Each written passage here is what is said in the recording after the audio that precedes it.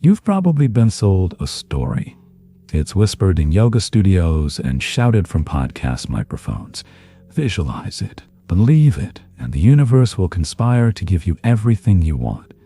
And maybe you tried. You cut out pictures of Italian villas, wrote affirmations on your mirror, held crystals until your palms tingled. For a while, it feels like magic. The unexpected check arrives. The text from the ex you swore you were over. You think, finally, it's working. But even in that moment of triumph, something felt off. Even when I got what I wanted, something felt wrong. Like I was still hungry after the feast. That's when I realized I'd been playing the wrong game. Not wrong morally, wrong cosmically. I thought the goal was to become the baddest monkey in the jungle. Swing higher, grab more bananas, own the tallest tree. But monkeys die. Trees burn. And no matter how many bananas you hoard, you're still clutching them in the same small, desperate fists. What if the entire premise was flawed? What if the universe isn't a vending machine waiting for the right combination of visualization and gratitude? What if it's something far more intimate, far more immediate than that? Here's what the ancient traditions knew that got lost in translation. The Sanskrit word shunyata doesn't mean empty like a vacant lot. It means empty like space itself, pregnant with infinite possibility. The Taoists called it wu wei, action through non-action. Not passivity, but perfect responsiveness. Like water that carves canyons, not through force, but through persistent yielding. The quantum physicists stumbled onto something similar when they discovered that what we call empty space is actually a seething field of potential energy. Virtual particles pop in and out of existence, borrowing energy from the vacuum itself. What looks like nothing is actually the source of everything. The emptiness isn't vacant, it's vibrant. But we've been conditioned to fear this emptiness. Think about it. When's the last time you sat in complete silence without reaching for your phone? When's the last time you drove without music, podcasts, or calls? We've built a civilization that's terrified of gaps, of pauses, of the spaces between things. We fill every moment with stimulation because somewhere deep down, we've confused emptiness with death. The ego has a very good reason for this confusion. Its entire job is to maintain the illusion of separation, to convince you that you're a discrete, independent entity that needs to accumulate resources and defend territory to survive. From this perspective, dissolving boundaries feels like annihilation. But what if the ego isn't the commander of your ship? What if it's just the ship's alarm system, constantly warning you about threats that aren't there? Let me show you what this looks like in practice. Imagine two jars on a wooden table, both identical in size, same round bellies, same open mouths. One is made of clay, thick, earthen, stained with the residue of what it's held. The other appears to be gold, but look closer. It's not solid gold at all. It's made of something that seems to shimmer between substance and space, paper thin yet indestructible, translucent yet luminous. Someone places a pitcher of river water before you. Fill them, they say. You tip the pitcher toward the clay jar. The water hits the bottom with a satisfying thud, splashing up the sides, leaving muddy streaks. The jar drinks greedily, and you feel the weight accumulating. More water, more substance, more proof that you're doing something. But watch closely. Hairline fractures begin to spider across the surface. The very weight it's designed to hold is destroying it from within. You keep pouring, because that's what we do. More credentials, more followers, more square footage, more evidence that we matter. Until one day, the jar splits, and everything you thought you'd accumulated seeps back into the ground. Now the golden jar. The same water approaches the rim and something extraordinary happens. It doesn't pull, it passes through. Not because the jar is broken, but because it's designed for transmission rather than accumulation. The water doesn't belong to the jar belongs to the water. It's a container so porous it can't hoard, yet so radiant it amplifies everything that flows through it. You realize you've been asking the wrong question. Not, how do I get more, but how do I become more transparent? This is observable in how creative breakthroughs actually happen. Studies of innovation show that the most original ideas emerge not from forceful concentration, but from what researchers call diffuse attention, a relaxed, open state where the mind makes unexpected connections. The aha moment doesn't come from grinding harder. It comes from letting go of the grip. Musicians know this intimately. The best improvisers aren't thinking about what note to play next. They're listening so deeply to the music that the next note chooses itself. They become hollow flutes through which the music flows. The moment they start calculating, trying to impress, reaching for a technique, the magic dies. They've switched from the golden jar to the clay one. Here's the paradox that breaks most people. You don't get to choose which jar you are. You become the golden one by recognizing that the clay was always an illusion. The clay is every story you tell about who you're supposed to be. The successful entrepreneur, the dutiful daughter, the person who has it all figured out. These aren't just labels. They're load-bearing walls in the architecture of your identity. And walls, no matter how thick, are always afraid of what might break them down. But emptiness? That's where the real terror lives. We're wired at the most primal level to fear the void. Our ancestors survived by constant vigilance. Silence meant a predator might be stalking. So when spiritual teachers suggest, let go, surrender, become nothing, every alarm in your nervous system screams, I'll die. The ego scrambles for a compromise. Maybe if I just achieve one more thing, master one more technique, optimize one more system, the fear will finally quiet down.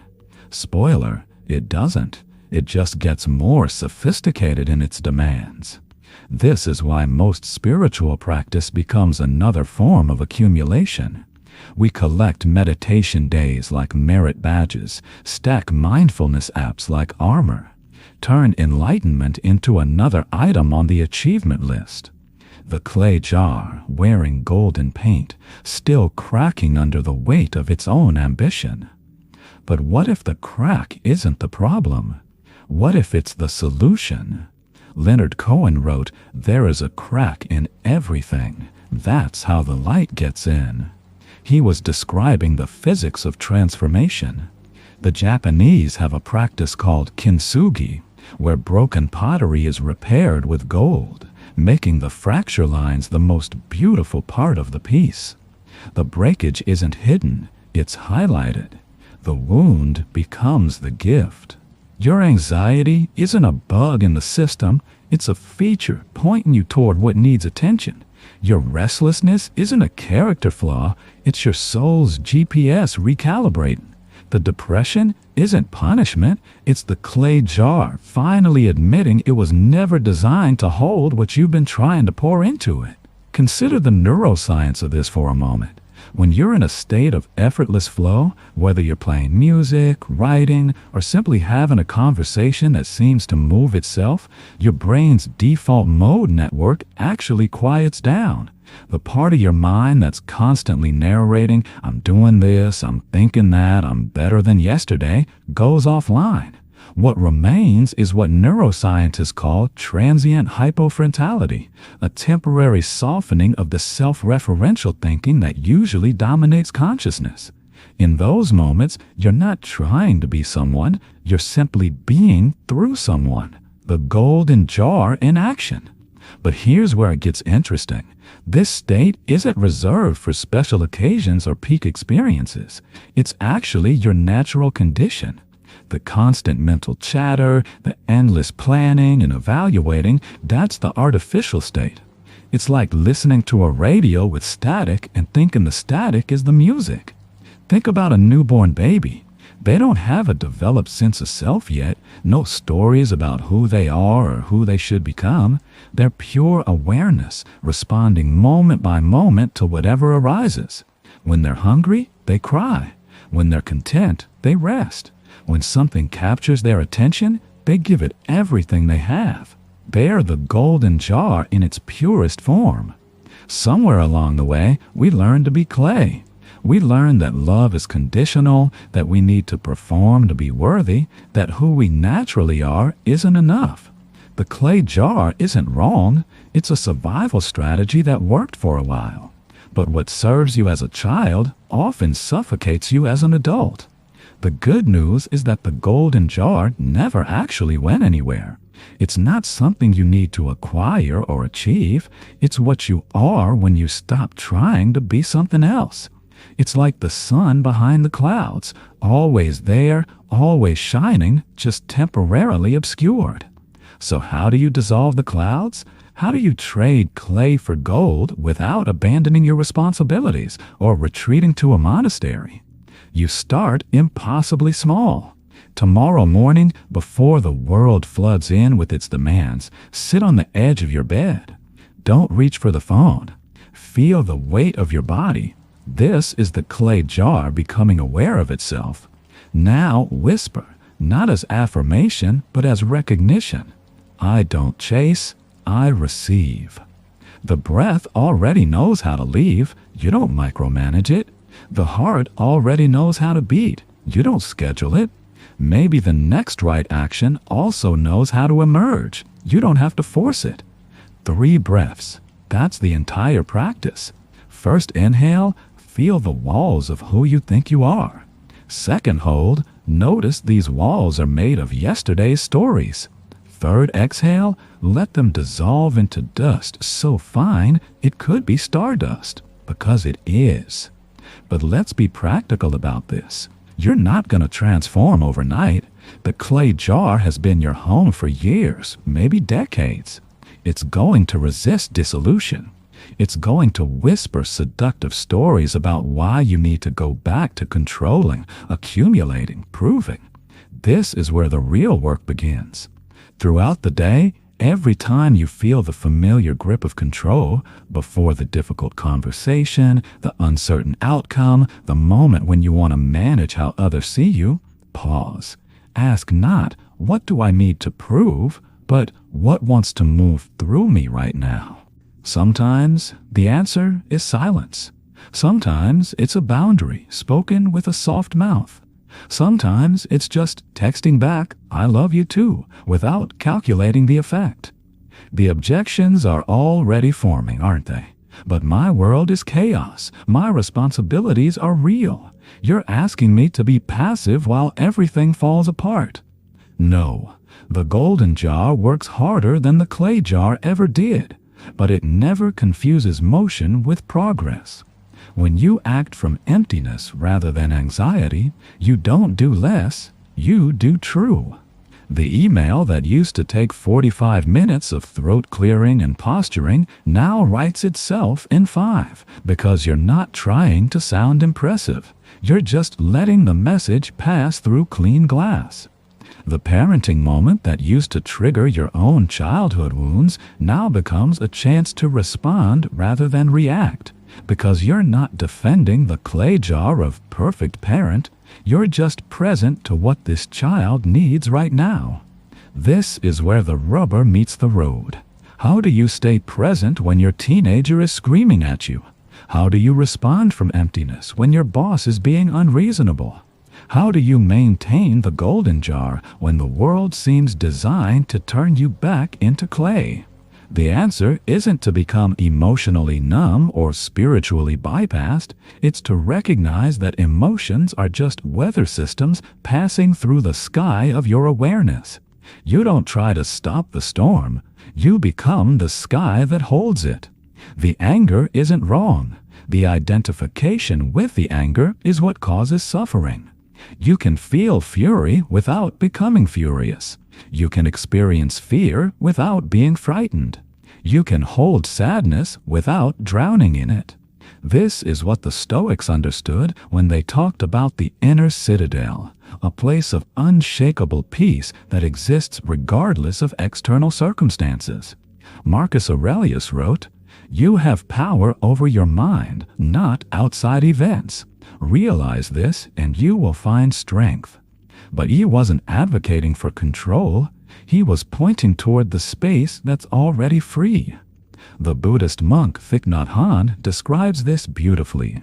"Feelings come and go like clouds in a windy sky. Conscious breathing is my anchor." The breath isn't trying to change the clouds. It's simply providing a stable reference point. The golden jar doesn't resist the weather. It lets it pass through. And yes, the fear will visit. It'll dress up as responsibility, as common sense, as your mother's voice asking if you've lost your mind. Thank it. Fear is just the clay jar's death rattle, convinced its cracks are catastrophic. They're not. They're portals. Fear has a job to do. It's designed to keep you safe.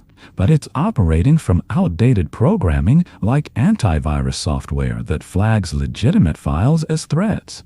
The fear of not being enough, of not having enough, of not doing enough, these are echoes from a time when physical survival was genuinely uncertain. In our modern world, these fears are mostly phantom pain from an amputated past. When fear arises, instead of fighting it or feeding it, try this. Place your hand on your heart and whisper, "Thank you for trying to protect me. I'm safe now. I can respond from love instead of fear." The fear isn't your enemy. It's a scared child that needs reassurance, not more anxiety. Here's what happens when enough people start practicing this. The collective nervous system begins to shift. Picture 1,000 people in traffic, all practicing the 3-breath surrender. No one else notices, but the quality of attention changes. Fewer horns, more patience. Someone lets the struggling driver merge. That driver tears up because suddenly the podcast isn't background noise. It's speaking directly to their situation. Multiply this by every checkout line, every Zoom call, every bedtime story.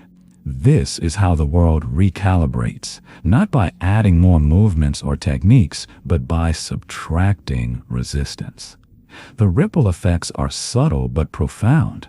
When you stop trying to control your family, they relax. When you stop defending your position at work, creativity emerges. When you stop managing your image on social media, authentic connection becomes possible. The golden jar doesn't try to change anything, it just stops interfering with what wants to happen naturally. The mystics knew this. Rumi wrote, "Try not to resist the changes that come your way. Instead, let life live through you. And do not worry that your life is turning upside down. How do you know that the side you are used to is better than the one to come?"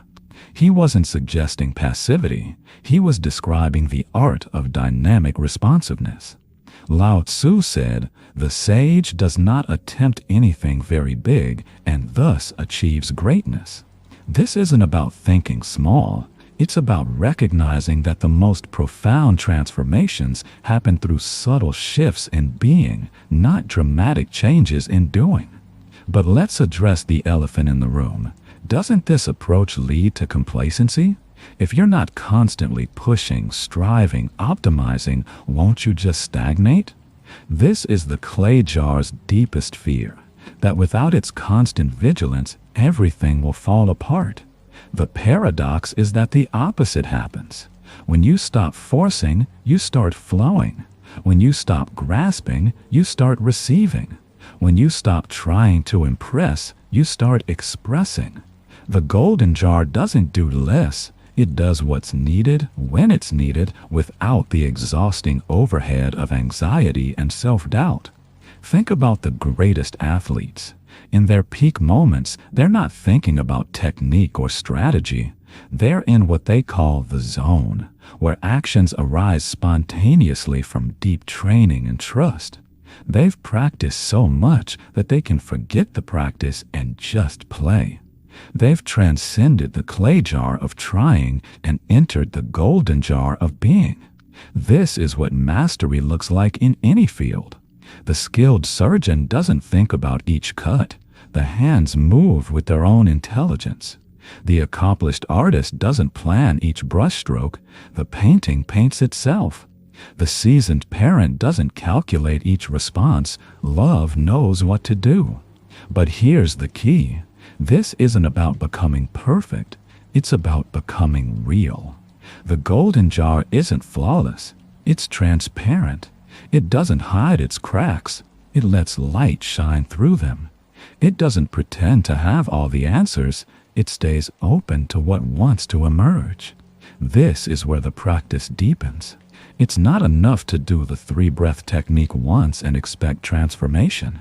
The clay jar has momentum. It's been your default mode for years. Changing this pattern requires what the Tibetans call patient endurance, the willingness to keep showing up even when it feels like nothing is happening. Some days you'll feel like you're making progress. The meditation feels deep. The responses feel authentic. The world seems brighter. Other days you'll feel like you're back at square one, reactive and rigid and completely identified with the clay jar. Both are normal. Both are part of the process. The key is to hold it all lightly. Don't make the golden jar into another thing to achieve. Don't turn surrender into another form of control. Don't weaponize emptiness against your humanity. The goal isn't to become some enlightened being who never feels fear or anger or sadness. The goal is to become someone who can hold all of these experiences without being owned by them. Tonight, when you brush your teeth, watch the foam spiral down the drain. That's the clay dissolving. Spit it out. Rinse the golden jar. Notice how the water circles the drain the same way galaxies spin, the same way weather systems move, the same way your thoughts arise and pass away. Same force, different scale. You're not small, you're scaleless. The patterns are everywhere once you start looking. The way your breath naturally pauses between inhale and exhale. The way seasons cycle without effort. The way your body heals cuts without your conscious intervention. The way sleep comes when you stop trying to sleep. The way solutions emerge when you stop forcing them. Nature doesn't struggle with being natural. Trees don't worry about growing correctly.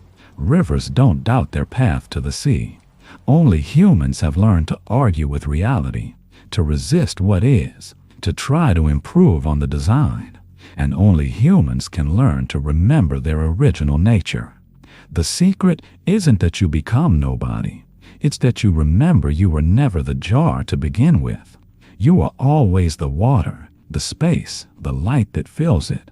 And water doesn't try to reflect the moon. It just stays still long enough to notice the moon was always there. So stop chasing the moon. Be the stillness. And when the world asks, what's your 5-year plan? Smile and say to keep rinsing the jar until even the idea of jars dissolves. Then watch what pours through you. The golden jar isn't waiting for you to find it. It's waiting for you to remember you've been it all along. The cracks in your clay aren't failures. They're invitations. The emptiness isn't absence. It's pure potential. And the water that seems to flow through you, that's not separate from you. That's the deepest you there is. Stop trying to fill the jar. Become it. And let the universe pour through you like light through a prism, creating something beautiful precisely because you've stopped trying to capture it. The world needs more golden jars, not because they're special, but because they're transparent. Not because they have something to prove, but because they have nothing to hide. This is the invitation to remember that you're already what you've been seeking. To recognize that the emptiness you fear is actually the fullness you've been craving. To understand that the surrender you've been avoiding is actually the freedom you've been pursuing. The golden jar is your birthright. The only question is, when will you stop trying to earn it and start remembering you already are it?